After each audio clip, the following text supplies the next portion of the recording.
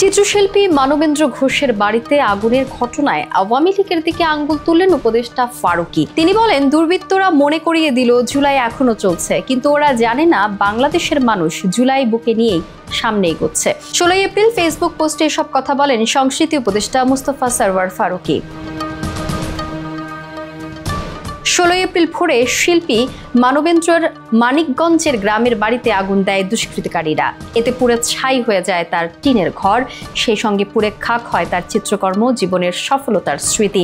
পয়লা বৈশাখের আনন্দ শোভাযাত্রায় শেখ হাসিনার মুখাকৃতি বানানোর অভিযোগে তিনি দুর্বৃত্তদের আক্রোশের শিকার হন বলে ধারণা করা হচ্ছে।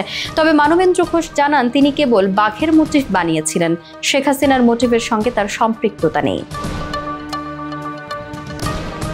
ন্যাক্কারজনক এই ঘটনায় তীব্র নিন্দা ও ক্ষোভ জানিয়ে উপদেষ্টা ফারুকী লেখেন, শিল্পী মানবেন্দ্র ঘোষের বাড়িতে যারা হামলা করেছে তাদের প্রত্যেককে ধরার জন্য পুলিশ কাজ শুরু করেছে।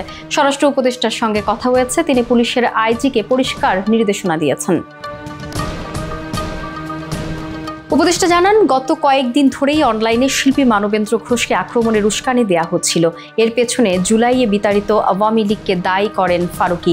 তিনি বলেন, হুমকিদাতাদের ভাষ্যে হাসিনার এফইজি বানানোর অপরাধ, এদের প্রত্যেককে আইনের আওতায় আনা হবে।